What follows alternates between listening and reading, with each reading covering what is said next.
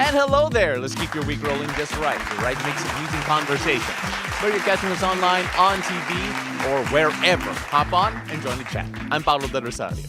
Hello there, beautiful people. I'm Asis-Carilo. Here's your daily dose of deep dives and good vibes. Welcome to Beautiful Day! And you know what? It's sad that we have a bit of a rainy background. Pero sa totoo lang sa labas, it's not as rainy as it is. Really? Because when I got here, madilim pa. So how is it now? It's not so bad now. But of course, it's always So it's not gray. drizzling?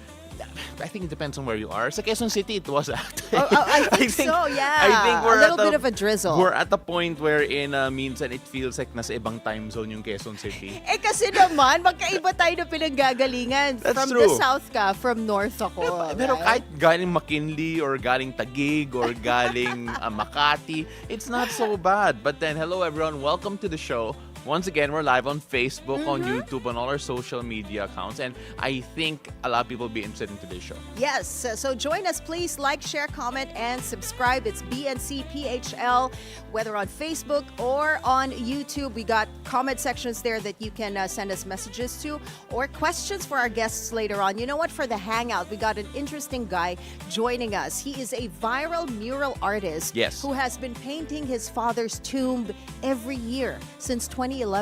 You know, that's so special. I know it is. That's so special. And I know I've seen the other artworks that he has done. Yep. So it's going to be an interesting conversation with this guy. His name is Jae Valencia. So he's going to be joining us for the hangout later on. Make sure that you stay stuck all the way till the end of the show. And I am so jealous. Hold on, because you are going to be interviewing Mayor Magalog. Yes, but it's less controversial of an issue, to be quite honest. So we're going to be interviewing him later on Weather HQ because, of course, with all of the weather disturbances that we've seen lately, of course, we just had two typhoons.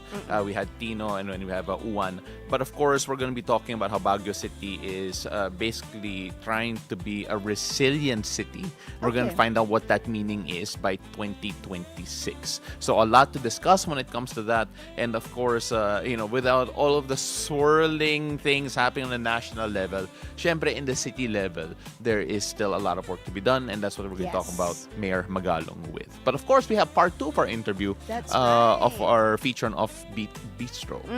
Michelin-selected Offbeat Bistro. We are going to be showing you the second part of our feature with them. 8-month-old Resto gets a Michelin nod for being quirky or for serving quirky but genius Pinoy food. So we're going to be talking to Chef Angelo Comsti later on. I'm excited for that because in this particular segment that we have, makita niyo po lahat that Anne did eat more than me during that visit to Offbeat Oy, Bistro. grabe I only ate like a few bites on cam. A few bites, more dishes. So, ganun rin. Kasi they're served already in front of you, so why not? I Right? don't know, You nagtimpi have ako ng to try. konti. Ay, ewan ko sa'yo. Bala ka. That's your loss, not mine. Of course, it's really fun. It's really interesting. Yes. I hope you can catch that. And of course, again, like we mentioned, do like, share, and subscribe. And we'll be reading your comments later. But first, we start things off on the road. That's right. Let's check the situation in major thoroughfares at this hour. First up, we are going to take a look at EDSA Orense in Makati. Left side of your screens, those are the vehicles heading to Pasay City. We're seeing moderate traffic already building up on that stretch. Opposite lane, no problem just yet. Right side of your screens, those are the vehicles heading to Shaw Boulevard. Light traffic on that area. Now, this time we are taking a look at EDSA White Plains, already looking very busy if you're heading southbound. On the left side of your screens, those are the vehicles heading to Shaw Boulevard. Moderate to heavy traffic already building up on that stretch. Opposite lane, right side of your screens are vehicles going to Cubao, everything green and go. Still light traffic as of this hour. Now, the expanded vehicle number coding scheme is in full swing, guys. It's a Wednesday. So vehicles with license plates ending in 5 and 6 should be off the road right about now until 10 a.m. and again later from 5 p.m. to 8 p.m.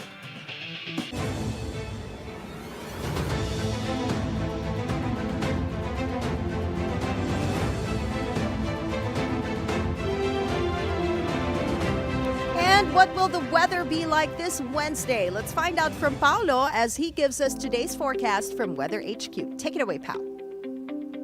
Thank you so much, Anne. We're now going to get an update on Typhoon Uwan because it maintains its strength as a severe tropical storm and is now currently in northern Luzon. Now, as of 5 a.m. today, the center of Typhoon Uwan was located 280 kilometers west-northwest of Itbayat, Batanes. It now packs maximum sustained winds of 95 kilometers per hour near the center and gusts reaching 115 kilometers per hour. The typhoon continues to move north-northeastward at 10 kilometers per hour. Now, according to Pag-asa, Typhoon Uwan will keep moving north-northeastward in the next 12 hours. Now, it is expected to re-enter the Philippine Air for Responsibility right over here, either this morning or in the afternoon as it heads towards the southwestern coast of Taiwan, where it is expected to make landfall. Now, Uwan is forecast to weaken into a tropical storm before reaching Taiwan. After landfall, though, its passage over land and unfavorable weather conditions will continue to weaken until the system becomes a low-pressure area. Now, that is expected by Friday. Now, currently, some areas in northern Luzon are still affected by Uwan. And due to the strong winds of Uwan, signal number 1 is still in effect over Batanes and the Babuyan Islands. The northwestern portion of Ilocos Norte is also affected. These areas may experience winds of 39 to 61 kilometers per hour or intermittent rains within 36 hours. Now, for today, due to Tropical Storm Uwan, residents in Ilocos Norte and in Batanes, as well as the Babuyan Islands, can all still expect rainy weather and gusty winds. Meanwhile, the trough of severe Tropical Storm Uwan will bring cloudy skies with scattered rains and thunderstorms over the rest of the Ilocos region and the Cordillera Administrative Region. Now, for the rest of the country, you can expect Metro Manila, including Metro Manila rather, can expect partly cloudy to cloudy skies with isolated rain showers and thunderstorms mostly in the afternoon or in the evening. So we're going to go straight into our sea conditions here because for our sea conditions, gale warnings remain in effect over the northern and western seaboards of northern Luzon. Now, you can expect rough to very rough sea conditions with wave heights of 3.5 to 5.5 meters. Now, these are expected over the coastal waters of the Batanes area, Batanes region, Babuyan Islands, and the Ilocos Norte region as well. Now, these dangerous sea conditions are still due to the effects of the severe tropical storm Uwan. All sea travel is strongly discouraged at this time. Mariners and fisherfolk are advised to stay in port or seek shelter until winds and waves subside. Now, that is it for Weather HQ at the moment. And back to you.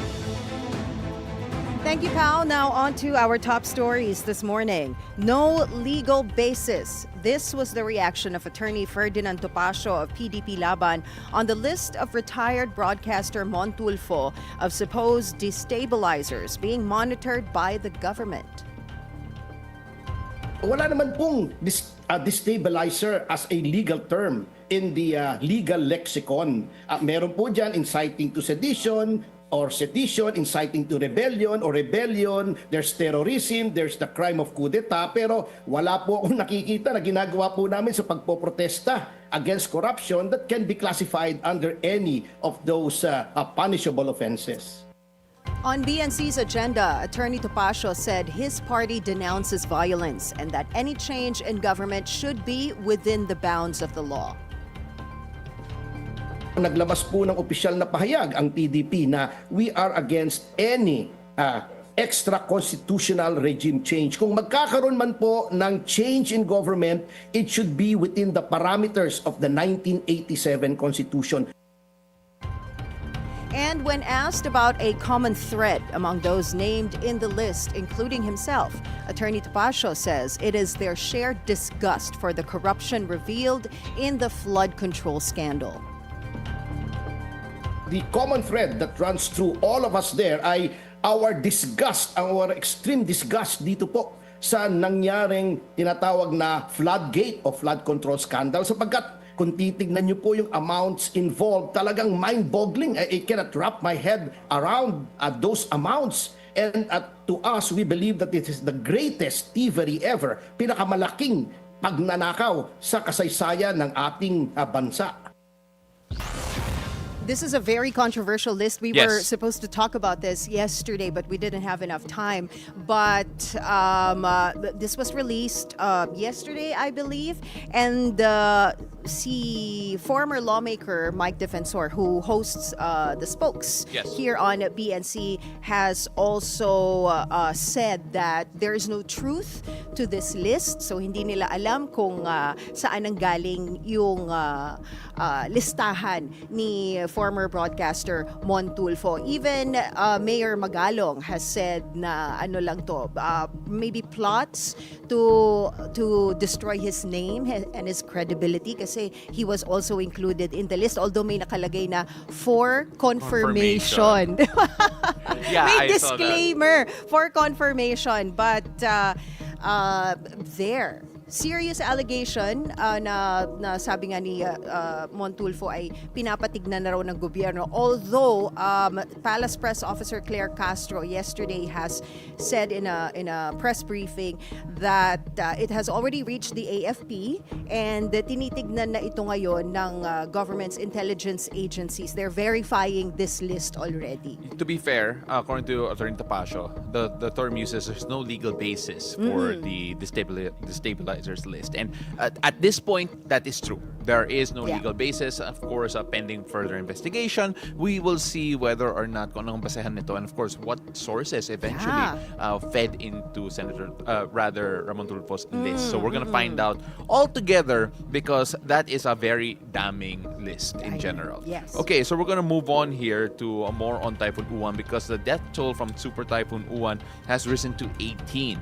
28 more are injured while 2 others are still missing. This according to the Office of Civil Defense. Over 600,000 families or around 2.4 million individuals were affected. In other news, Chief Presidential Legal Counsel and former Senate President Juan Ponce Enrile is reportedly in critical condition due to pneumonia. This, according to Senator Jinggoy Estrada on Tuesday.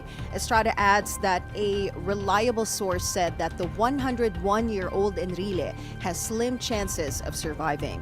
Senators offered prayers for the former senator. Enrile is one of the country's most enduring political figures, having served under multiple administrations. Well, of course, we're hoping that there is recovery for former Senator Enrile, Yes. and it's so surreal that we're talking about his health in this regard because he felt almost immortal in the sense when it comes to all of this, and now he's seeming so frail. So we are going to be hoping that he is okay and praying alongside our Continuously senators. praying with the family of Yes. former Senator Enrile. All right, so we're going to move on here because interesting news because Ombudsman Jesus Crispin Remulla says that he has a copy of the ICC arrest warrant against Senator Ronald Bato de la Rosa. Kung tatanungin niyo ako kung meron. Nasa telepono ko. I have a copy. Pero, hindi pa yan, hindi siya official copy, kaya basta alam ko meron. Nasa telepono ko yung warrant. Pero, hindi yan official copy. Dadaan niya sa proper channels para ma-implement yan.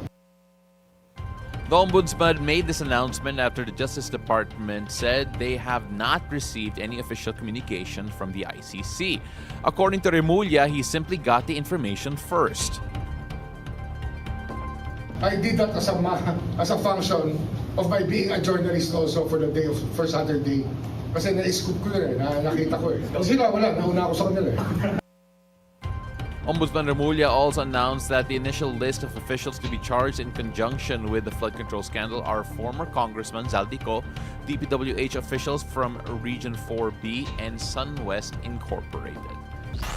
Again, this is a lot of people were expecting the ICC warrant to eventually come for Senator Bato de la Rosa because of his connections with former President Rodrigo Duterte. And it's just interesting that Ombudsman Jesus Remulla does have the copy first before Yes, the DOJ. he says that he has the unofficial copy Yes. on his phone. Yep. But according to the Department of Justice, they are still verifying this. If there is an arrest warrant from the ICC, the DFA and the Philippine Embassy in The Hague, Netherlands, have yet to be notified of this warrant.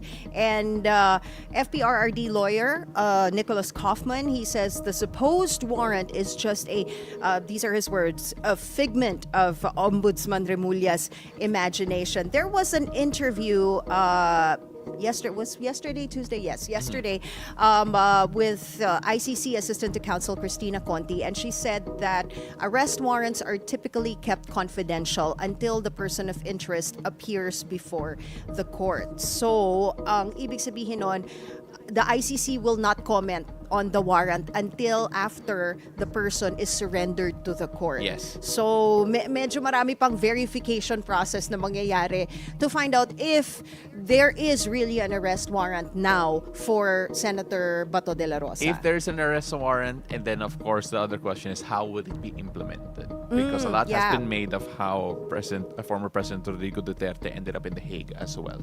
So a lot to consider there, and unfortunately we gotta move on. And speaking of the Senate President pro tempore Panfilo Lacson retakes his seat as Blue Ribbon Committee Chair. He says his first order of business is to invite members of Congress involved in the flood control scandal, including former Speaker Martin Romualdez. Siya plus yung 17 congressmen mentioned by the Diskaya couple, including Congressman Eric Yap. Yan yung imbitahan namin through the speaker. Lacson says he also wants Zaldico to attend the hearing, even via Zoom. Most probably he's abroad. So hindi magiging valid yung kanyang testimony unless nando siya sa premises ng embassy, Philippine Embassy. Pwedeng after the testimony, pwedeng ipa-affirm yung nilalaman ng kanyang salaysay, yung kanyang testimony sa isang consul kung saan sa man nararoon. Lacson also claimed to have a very important witness attending the next hearing on November 14, after which the Department of Justice is set to start their preliminary investigation into the flood control scandal.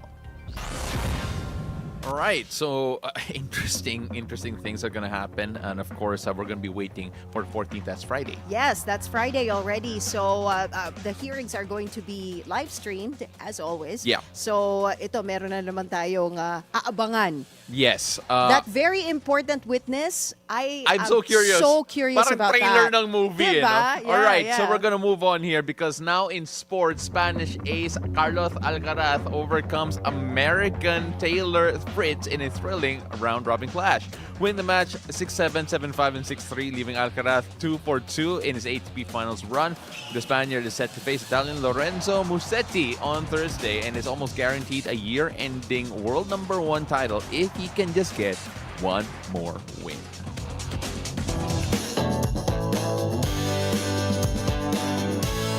All right, first cup of tea this morning. American pop star Sabrina Carpenter is set to take the lead in a new musical adaptation of Alice in Wonderland.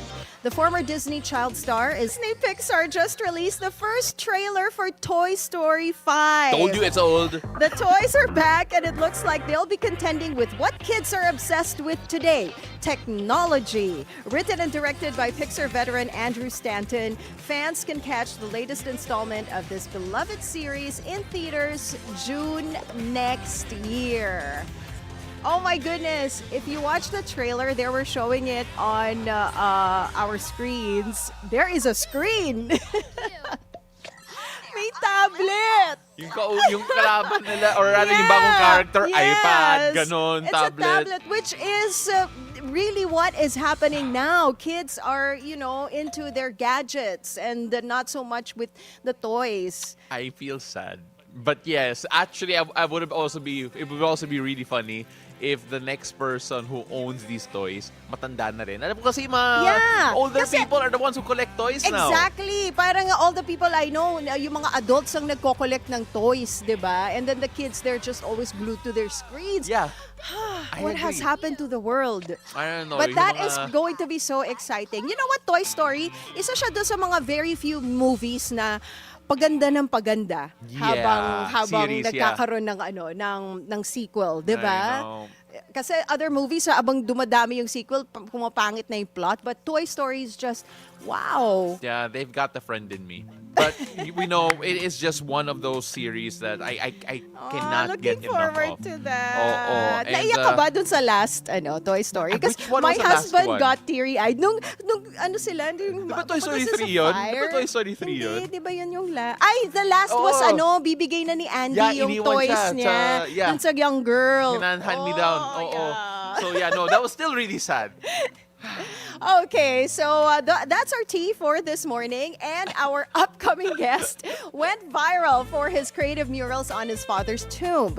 But more than that, artist Jae Valencia proves to be multidisciplinary with not just one, but 3 artistic talents. He joins us later in the Hangout. Don't miss our conversation. Beautiful day. We'll be right back.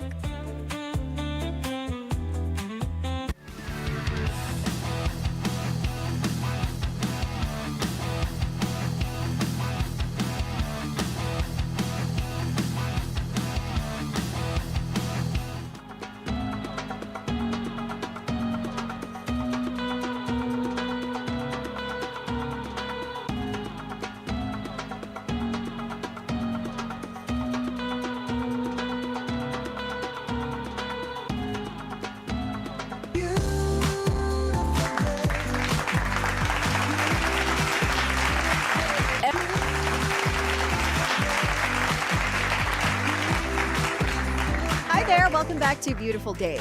A multidisciplinary artist who brings movement, color, and narratives to life. He's a choreographer, mural artist, and theater actor, and the man behind the famous tomb paintings Every Undas to honor his late father. Today, Jae Valencia shares his journey, his art, and the heartfelt stories behind his murals and performances right here on The Hangout.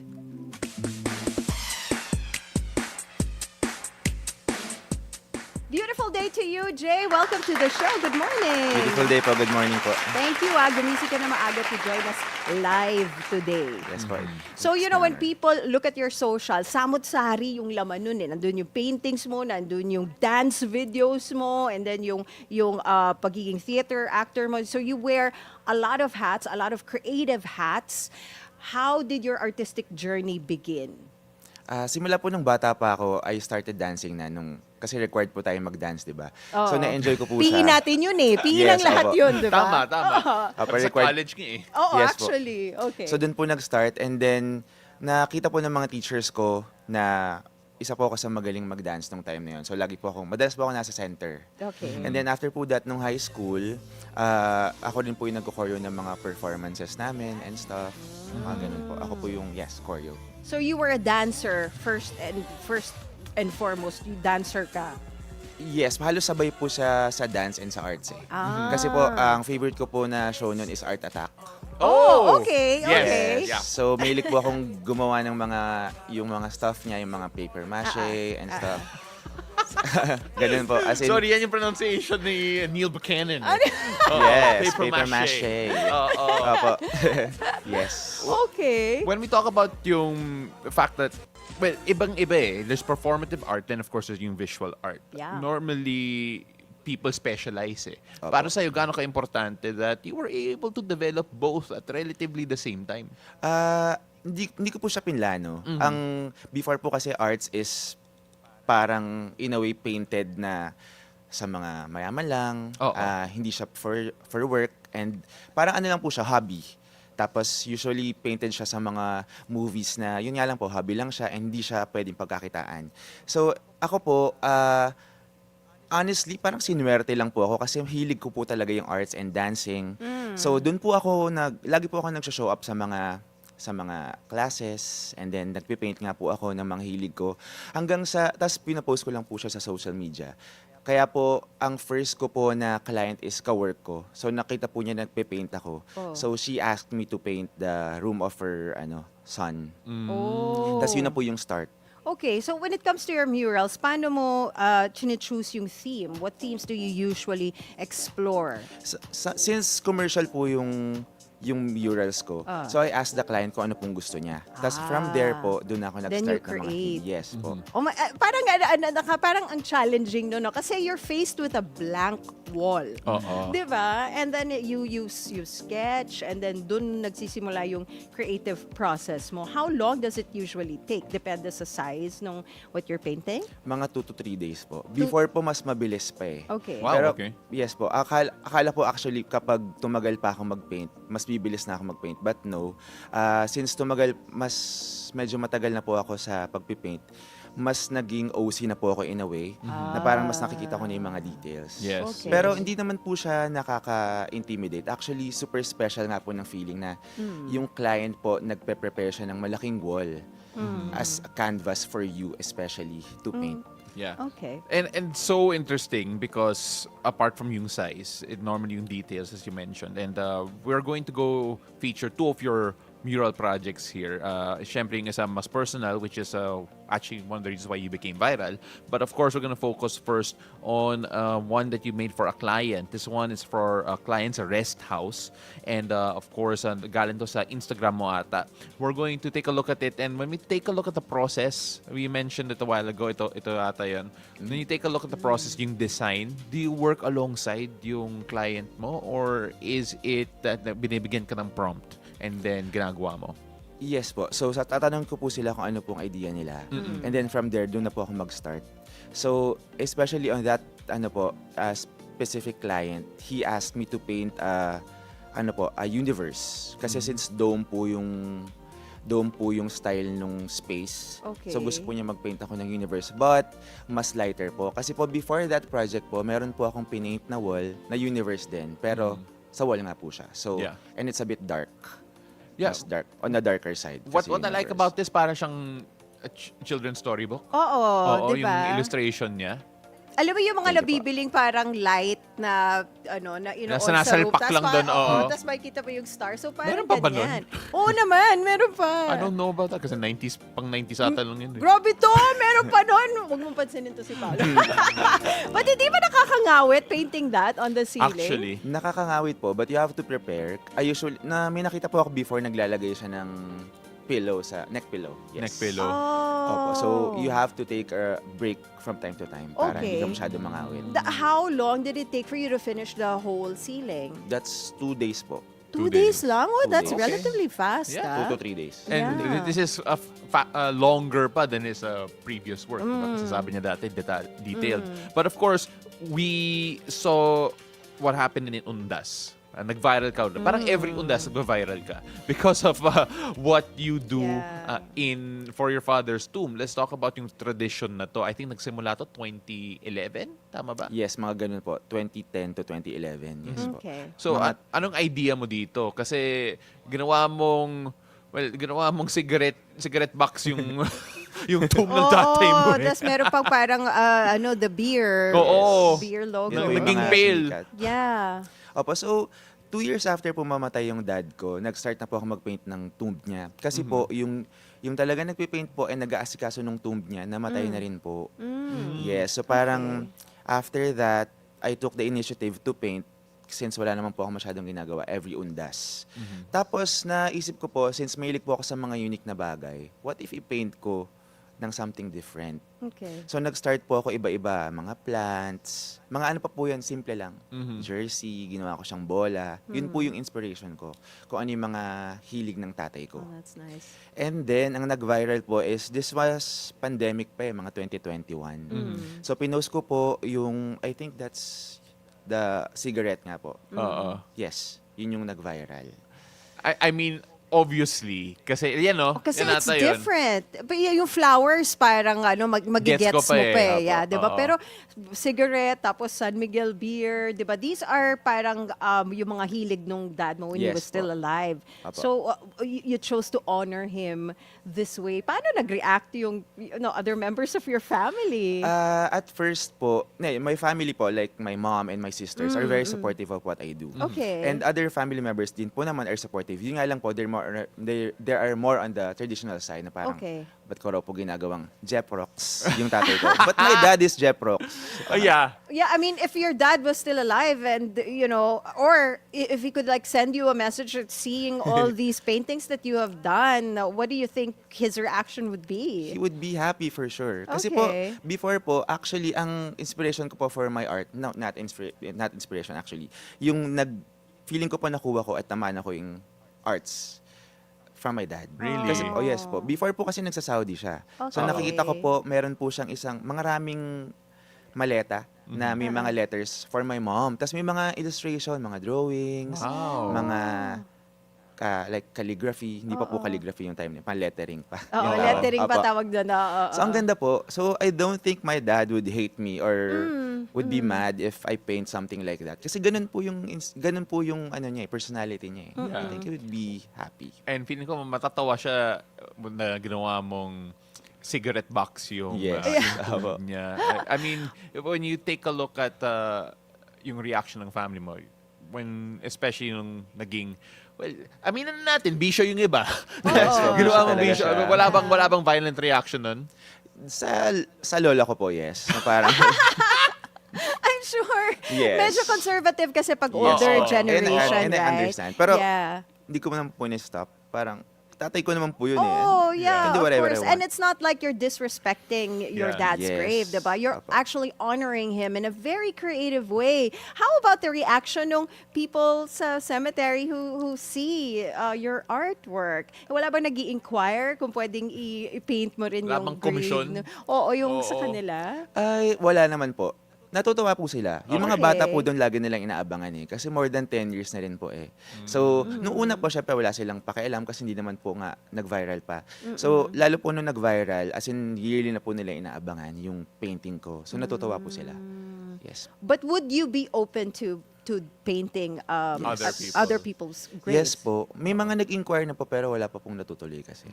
For the tomb. Okay. Okay. Opo. Pas ang tingin po nila actually puro tomb lang yung pinipaint ko. Pero hindi po. Parang naging ganun po yung Yung niche mo. Kasi yun yung Yes. nag-viral. Oo. Opo. Yeah. Well, you know what? Hopefully you have more tombs to paint, to be honest. I would love to po. Oo. But it's not just that, right? That's not all he does. Yeah, that's not all he does, guys. He is a choreographer as well. Kasi nga, pag tumingin ako, like when I looked at your Instagram, yung mga dance videos mo, reminds me a bit of one of our, the people on our prod team, si Jillian, diba? Oo. Puro dance videos. But you own your own dance studio, tama ba? Yes po. And you are also a theater actor. Yes po. Okay, I do a so- lot of things. Yeah. Yes. Oo nga. Yes, actually. So how do you balance all these things that you do? He doesn't. I don't. The answer is I don't. Siguro po, huwag ka na matulog, gano'n. Ang gandang advice. Yes, huwag ka na matulog. Ganito po, usually po kasi lalo gantong season, December, sabay-sabay po siya. Yes. So, kailangan niyo po siyang pagsabay-sabay, wala pong choice. And I'm very grateful for it po, actually. Okay. Kasi po, I manifested this life. Since I love arts, I love dancing, I love painting, acting and singing, yes. Opo. So, parang for the longest time, minanifest ko na po siya and I prayed for it. Tapos Okay. ito na po siya sabay-sabay. So, yeah. So, kailangan mo lang po siyang i-absorb and then enjoy the process. And then, time management, kahit wala po ako nun. So, minsan, parang 3 hours, 4 hours lang po yung tulog Oo, ko. kasi very demanding, lalo na pag theater when you're part of the cast, di ba? Yes po. Ano yung huling play na... Ngayon po, you were ongoing casted? pa po yung Alice in Wonderland. Oh, okay. Yes, ongoing pa po siya. Until, for now, parang hanggang December 14 pa lang po siya. But they're planning to extend the play until February next year. Opo. So this was my second production as an actor. Okay. Yeah. First po akong napasok sa theater sa Buruguduy's Tunstugudunstoy sa Yeah. Newport. New Yeah, part. I was the associate choreographer for that po. And I think you worked with sina Michael Williams as well. Yes po, si Yeah. Sir Michael. Pero for the longest time po kasi, I've been working with a lot of theater people na. Yeah. So parang nandun na po matagal na yung pa ako. As in, I've had, like movies, commercials. So Okay. parang kilala ko na po sila for the longest time. But I never had the chance to audition kasi nga po busy. In a way. Busy in a way. Yes, opo. Daming ginagawa eh. Opo, madami. And I love that. Parang, as a millennial, ganun po kasi natin kinukuha yung worth natin. It's bad, pero yes, ganun po siya. Kasi slasher tayo eh. We Yes. need multiple things. Multidisciplinary nga Opo. talaga. But you know, how do you want to be remembered as an artist? Oh, I want to be remembered as a unique and, in a way, jack of all trades. Yeah. The goal is not to be the best, but I want to be remembered as someone who can do a lot of things and enjoy. Yeah. Parang iba po kasi it's a privilege to do what you want and earn from it. Yeah. That's Apo. true. That So, is so Hindi ka true. ba na-burnout though?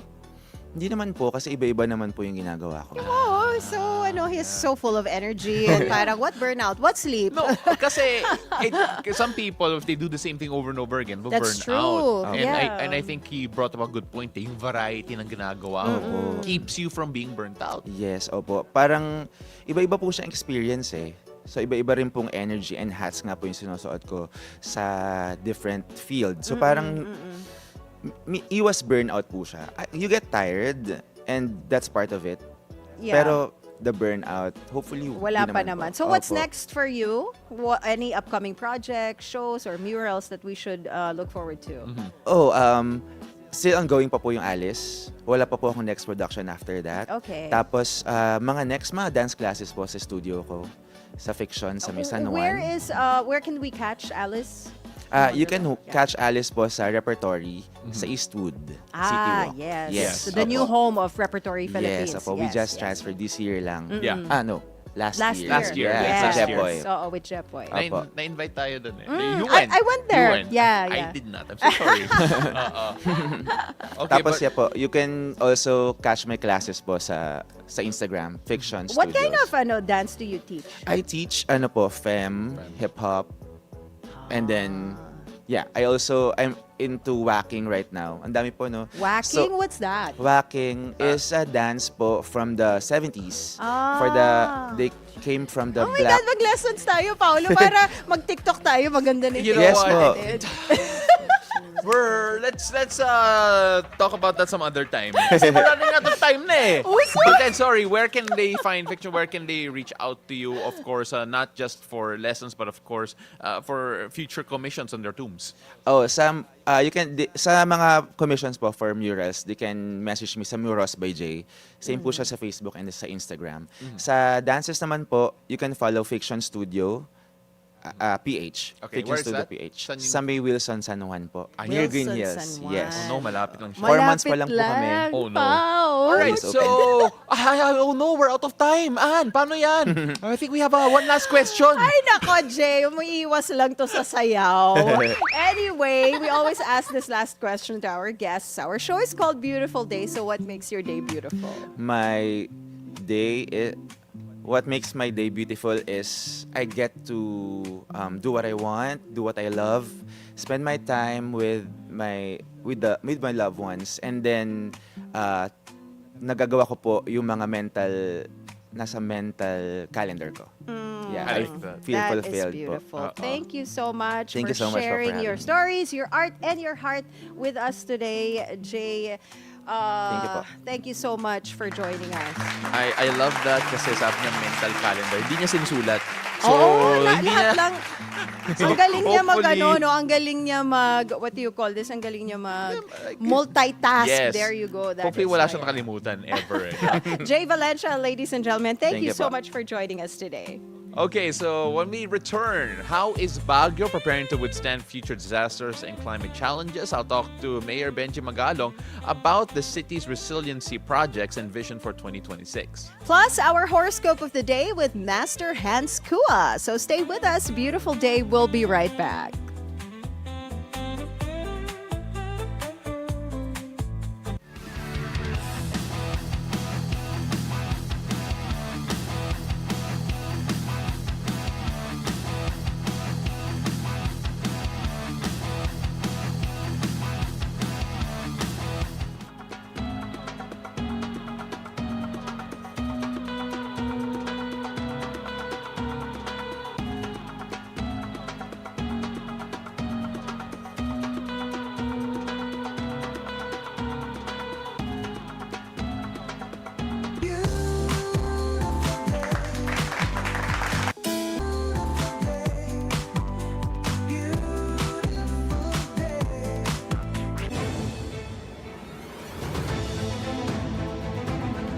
Welcome back. We're still here on Beautiful Day. This is Weather HQ.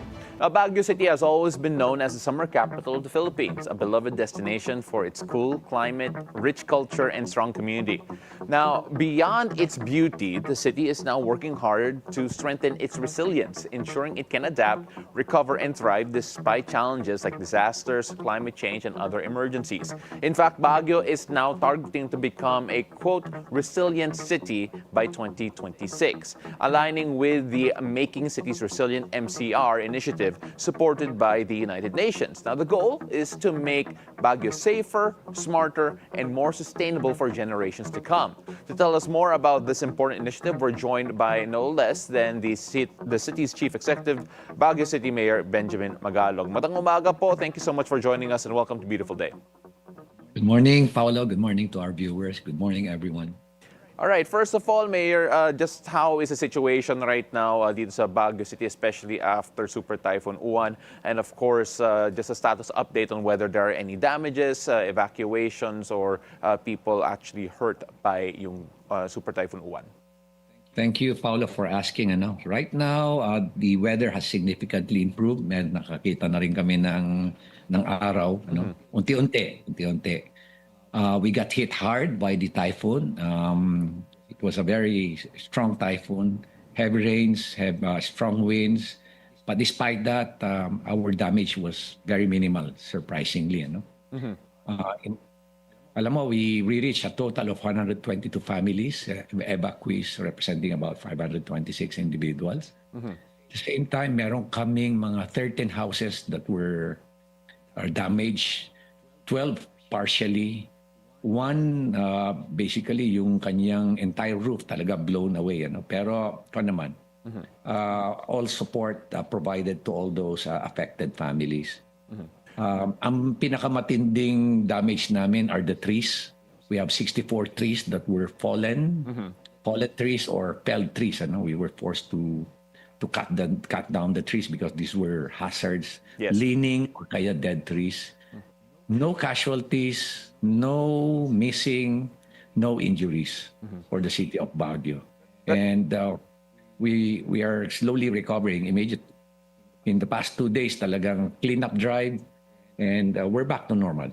Well, that's good to hear, Mayor. But also people are wondering about the roads heading into Baguio. Cannon Road in particular was given a bit of importance and focus. Is everything accessible right now in terms of infrastructure going in and out of Baguio? Yes, in fact, a day after the typhoon hit us, we were able to, open all the major thoroughfares leading and getting out of the city of Baguio. Temporarily, nag-close down lang ang Cannon dahil nga clearing operations na ginawa ng ating DPWH. But now, all roads leading to Baguio and out of Baguio, they're open.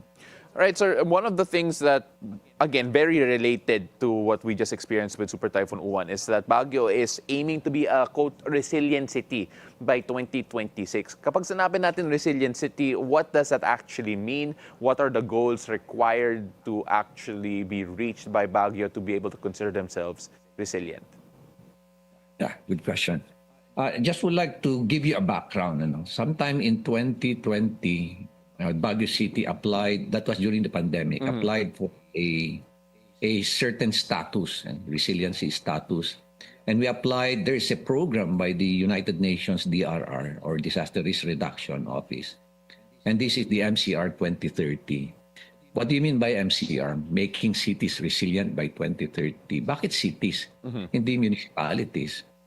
Ang study showed that people will always flock to the cities because of the opportunities. Nandun lahat economy, job opportunities, business.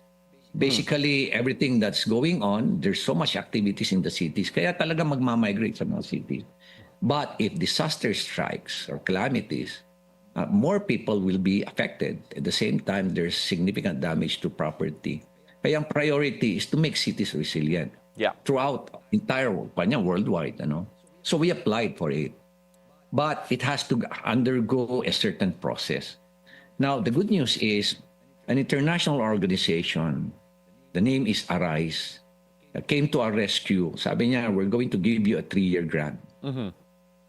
So, natuwa naman kami, no? Because this will fast track. Because our intention is not to go for 2030, but to go for 2026. Why 2026? Because looking at all these studies on climate change, it appeared that by 2028, the pattern. Because many of the countries who gave a commitment do sa COP, alam mo yung Conference of Parties dito sa climate change, ano? Di ba may COP 26, 25, mga gano'n. They were not able to deliver their commitment. Kaya nga talagang significant yung pag-rise ng water level sa sea, parang ganun na rin ang temperature. In fact, there was a study that showed that since 1919, nagkaan ng series of every day, every year, and particularly talagang yung 10-year na increase only happened in 1 year. And that was in 2024. Yes. And they were hoping that there would be some sort of correction in 2025. But it did not happen because mas mataas pa yung increase noong 2025. Yes. Itong 2025 ngayon, minomonitor nila ngayon. So talagang we have to prepare for all these eventualities. Ano? Mayor, sorry, I want to jump in here. In 2026. Sorry, Mayor. Yes, I want to jump in here because yes, the goal is to be 2026. To make it resilient by 2026. Of course, there are check boxes that you have to fill. Just what are the gaps that need to be addressed to be considered a resilient city? What are the goals that you feel that can be done by 2026? Okay, unang-una, you have to pass the entire process, finish all the phases. Phase 1, Phase 2, Phase 3. Phase 1 is yung that is the awareness. Tapos na kami dyan, raising awareness. Number 2 is analysis and implementation and planning. This is actually what is happening now. And finally, on the third phase, yun na talaga yung total implementation. But the biggest challenge is implementation. Why? Funding. Funding because you have to build infrastructures, drainage systems, flood control projects. Although hindi kami nagkaroon ng flood control na katulad yung nakikita natin na talaga massive. Yes. But this is more on drainage systems because of our slopes. Kaya yun ang challenge sa amin. That's the reason why nakikita namin with the trend that we are, how we are moving forward, it appears that we might not be able to hit our objective to become a resiliency hub, but we can be a resilient, compliant city by 2026. That is the objective there. Baguio is also known for its Smart City Command Center. When we talk about the resiliency and disaster relief efforts from Baguio City and the LGU in particular, is that one of the big factors contributing to it being resilient? And of course, you also mentioned yung mga ibang infrastructure, yung mga issues when it comes to flood control, when it comes to all of these other pieces of infrastructure that have been there even before you po. How much of that actually needs to be improved or addressed to reach yung goal po ninyo? Okay. First of all, the smart city system is central to our goal to become a smart city and at the same time to become a resiliency hub and innovation hub. Yeah. So yun ang mga pan namin. And a sustainability hub. Tatlo yan no? Importante yung command center because that command center is several levels higher than a city system because it allows you to integrate all other types of systems, not only safety and security, but health, agriculture, environmental systems, educational systems, health systems, social services system. Yeah. Importante lahat yan because what is important in resiliency is about response and being proactive about it. No? Kaya kailangan namin talaga itong mga technology na ito. And sir, you also attended something in South Korea recently as well, the International Disaster Resilience Leaders Forum by the United Nations. Were there any key insights that you feel could be implemented in Baguio anytime soon? Yes, it's all about technology and it had to be human-centric. Kasi kuminsan ang ginagamit natin yung technology just for the sake of having technology. But it should be used to have a positive impact on the lives of people. And one of the main features there is artificial intelligence. How can you use artificial intelligence to make it human-centered and not to use it simply for business o kaya just simply to, promote politics. No, it's not. It's about creating a positive impact on the lives of people. And sir, is AI already being used in terms of the recovery, in terms of technology, trying to address yung mga disasters in Baguio? Yes, at katulad yan mga plate recognition namin, facial recognition.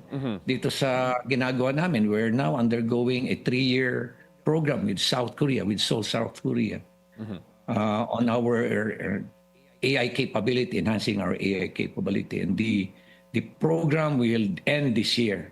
Okay. We're just waiting for Seoul, Korea to hand over yung hardware and the software to us after 3 years of capacity development. A very interesting development, and of course to see how AI could actually help address yung mga issues natin, especially when it comes to disaster resilience. Yes. But Mayor, unfortunately, I cannot let you leave without addressing one of the bigger elephants in the room. Of course, you were in the news very recently because of accusation, or at least an allegation rather, that you are part of a destabilization plot with your name being actually bracketed na for confirmation. Nung nakita niyo po yung listahan na to at for confirmation pa yung pangalan niyo po, just what was the reaction, and do you feel that this came from anywhere in particular?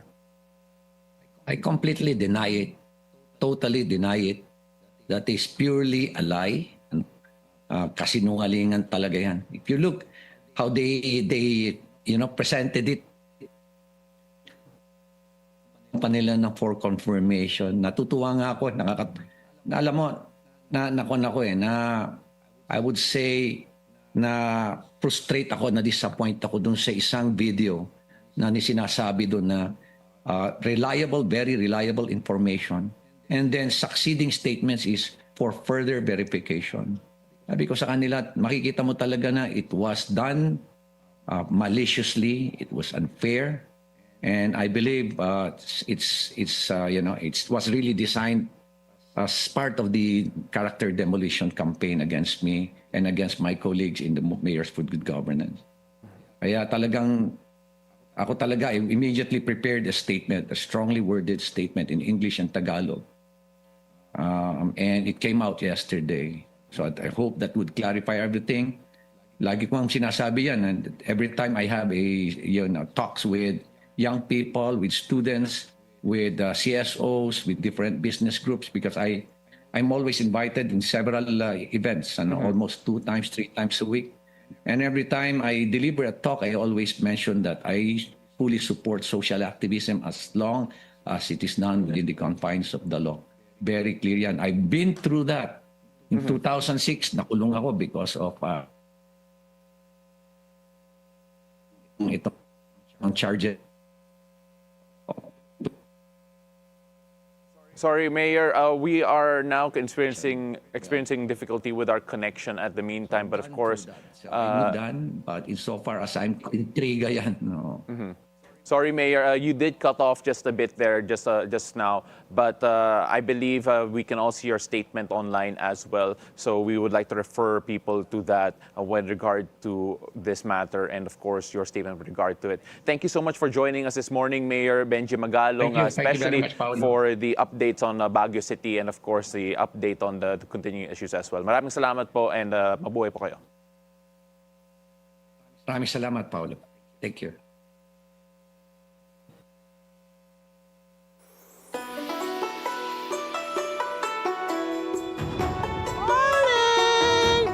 Day with me, Bilyonaryo Master Hans Kua. Ito po ang horoscope ngayong araw ng Wednesday, November 12.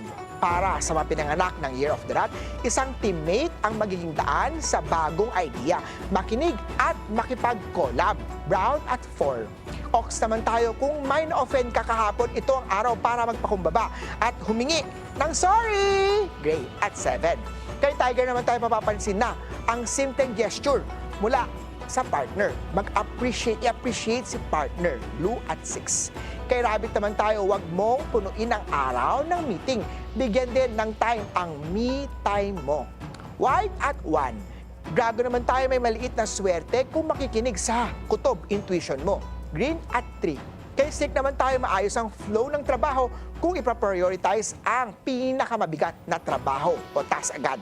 Red at 8. Ito naman, care of the horsey, you have the opportunity to make someone smile today. Ngiti. Blue at 2. Year of the ship naman tayo, don't forget to breathe and be thankful kahit maraming pagsubok. Silver at 1.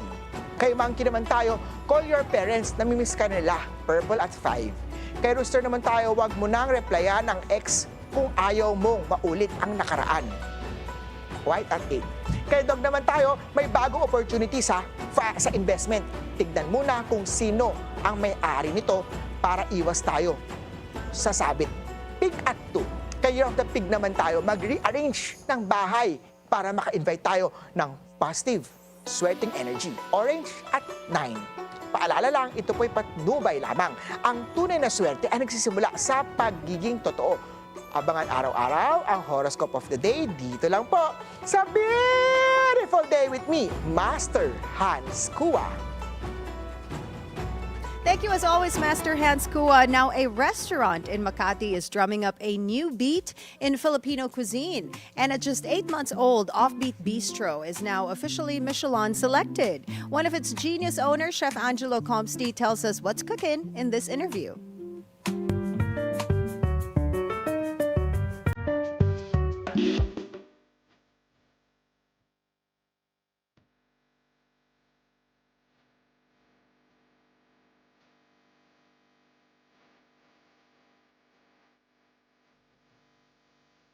I'm glad to have this conversation with you again. Feels like, the good old days. I know, after more than a decade. More than a decade na ba? Just feels like parang mga 2 years ago lang. But I'm here again with Chef Angelo Comsti of Offbeat, and he's a good friend of mine. We've known each other for a long time already. We used to do a radio show together about food, about startups. And now we're here, and you have this restaurant, Michelin-selected. Congratulations. Thank you very much. How has that changed your life? A lot.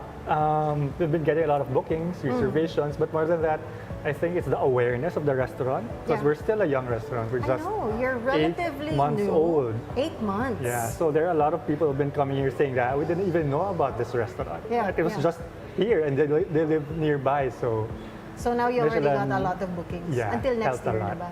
Di ba naman? Pero after this interview, until next year na yan. A lot of mga reservations for parties. For parties, yes, holiday yes. events. So we were talking about this off the air nga kanina na you had no idea that they were going to make a stop here. Actually, all the restaurants, they have no idea na the Michelin guide would be making stops at their restaurants, right? So were you ever expecting this or maybe like hoping that this would happen? I was really hoping that they'd visit because Kasi I'd love to serve them our food. Bago, di ba? And of course, Filipino food, and they have a different Yeah. take on it. So I want not just Michelin, but everyone to taste our food. I'm curious, why the name Offbeat? And what is the vibe that you're inviting us into when we step into your restaurant? Offbeat was one of the names that we thought of, but after that came a lot more names. But I think we stuck to the first one that we thought of, which is Offbeat, because it best describes what we offer here. Okay. It's unique, it's unconventional in the food, in the music that we play, in the design.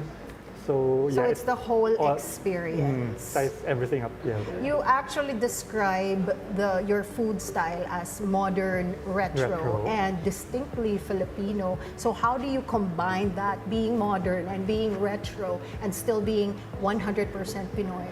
So we're trying to revive almost forgotten dishes. Like this one, the isda con mayonesa. It's something served during fiestas or special occasions. It's a whole steamed fish. And then a lot of things are arranged on top. Okay. Our take is something like a ceviche. So there's fish that's been scorched, and then we have egg, We have fried garlic. I feel like carrots, maybe and while you're you should. describing it, I should give it a taste. So it's one of our best-selling appetizers here. So this is fish. This is garlic.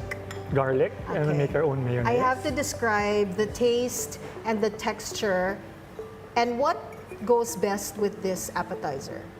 I'd say cold glass of white wine. Cold glass of white wine. Hintayin kong i-serve sa akin yan. Hintayin kong i-serve sa akin yan right now. But let me taste this. Of course, it pairs well also with the latic rum that you're enjoying right now. Yeah, I was gonna ask. So it's not just the dishes that we're highlighting right now. We're also highlighting the drinks. This is fantastic. You can really taste the saltiness and the freshness of the fish. And the garlic, that crunch is amazing. I'm describing it for our viewers right now. It's just wonderful. And this is the latic drink. Mixed So with rum. you also make your own signature cocktails, which you serve the whole day. So wala siyang time. Yeah. Yeah. No So discrimination here. no, If you like to drink during the day, no I'm with judgment. you. Yeah. Okay. So let's describe this drink that goes well with the appetizer.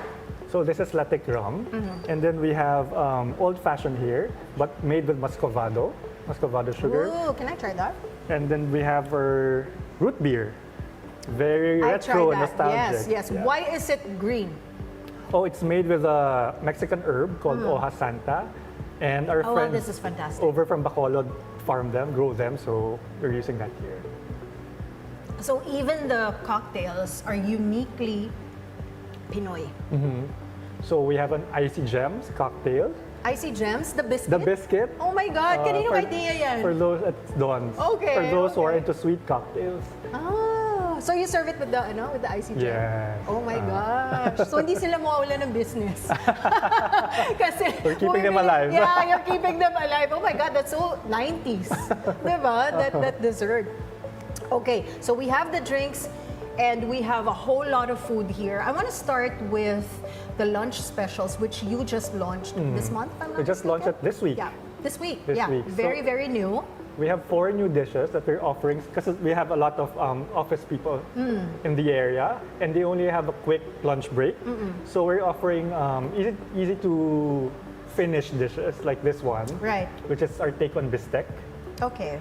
We have a sweet and sour fish. We have, for those who love our fried chicken inasal, we have a 1-piece with rice. Okay. And then we have a burnt tortang talong also. The burnt tortang talong, that sounds really interesting. But this one, what I'm gonna try right now is the bistec. So it's Correct. pork. Okay. And then we have our peppery sauce. Bistec is Goes on top. usually beef, di ba? Yeah. Ah, okay. So you changed it and made it into pork. Pork bistec. Yeah. Okay. And we made it affordable also for Eh, di pork the steak office na siya. people. We should have put that in the menu Oo, instead. di ba? Change it na. Oh my God, I will not even charge you for it.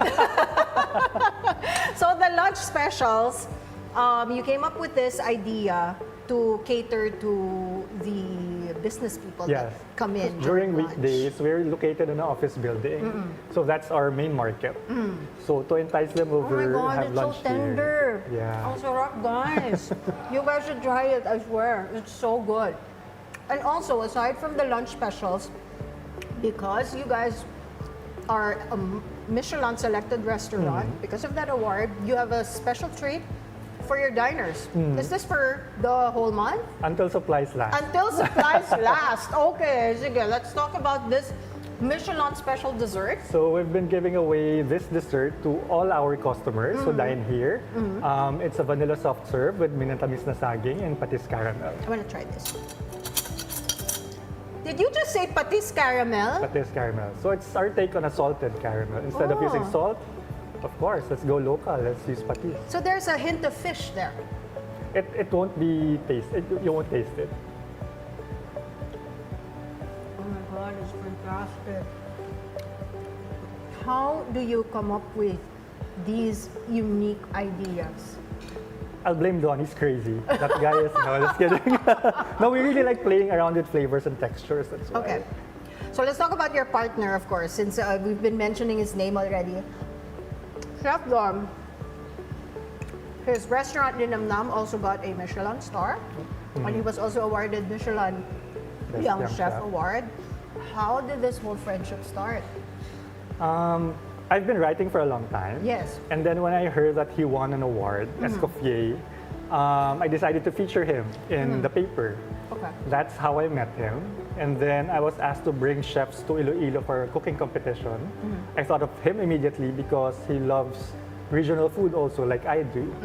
And then that's when our friendship really grew, and we've been hanging out every Sundays, drinking, Yeah. eating, and that's how And the I concept of Offbeat Yeah, I heard was that born. kwento na the idea of Offbeat was just something that you came up with when you were both drunk. A lot of great things stem from drunken conversations. Yeah. So, syempre, there's this age difference, di ba? Hindi ko na isasabihin in particular yung number, but there's this age difference. So, how do you make your roles merge here in Offbeat? I think of him as a very mature guy. Very business-minded, very much into Filipino food. I think our bond for, our passion for Filipino cuisine is what really makes us work well together. And so it has been smooth sailing so far, operations. I hope it continues that way. It will. Let's manifest that. Age has never been an issue for us. Okay, so let's talk about the creative process. Coming up with these dishes that you have, and you mentioned a while ago that you are also adding more dishes. The creative process, how does it all start from idea to plate? Through travels, through research. Recently, I was in Cagayan de Oro. I tasted something really good, which is a dish from Camiguin. And then we're gonna include it in our menu soon. It's Okay. called surol chicken. Surol chicken? Surol chicken. It's chicken that's cooked in coconut, lemongrass, and ginger. Oh. And so I thought, the way it was presented to me wasn't that nice, photogenic. I thought of a way on how I could present it better. I thought of cold noodles, like vermicelli noodles, and then the sauce I turned into somewhat like a vinaigrette.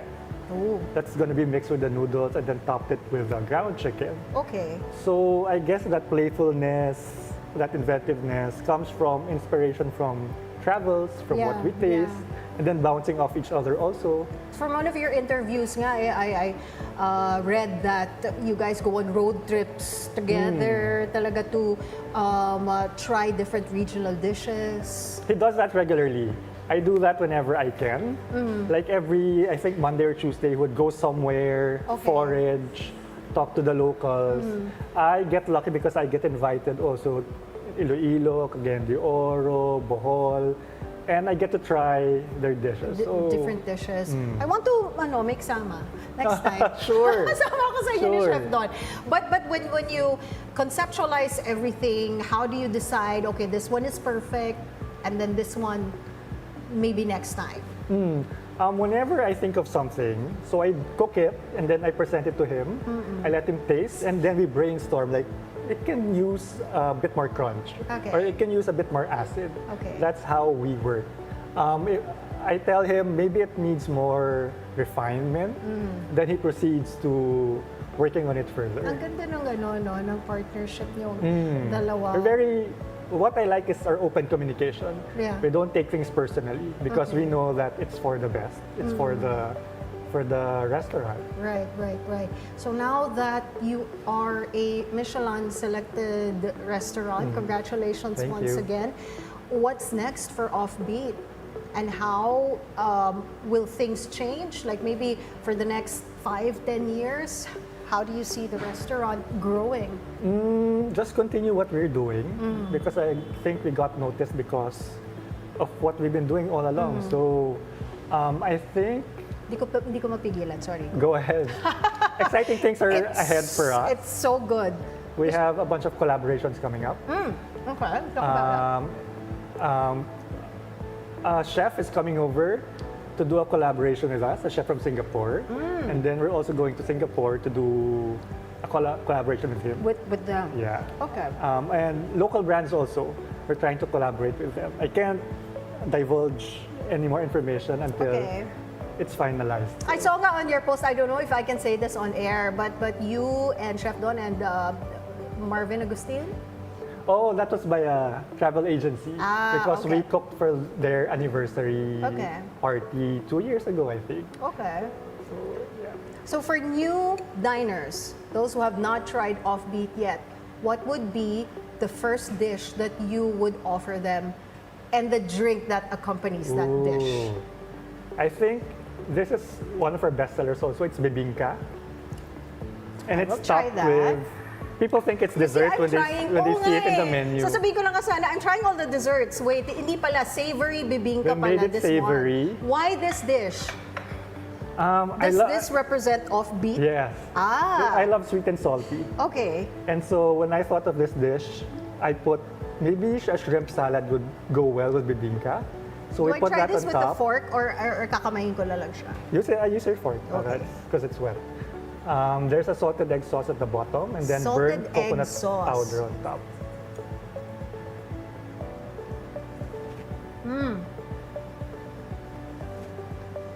Oh my God, it does work. Fantastic.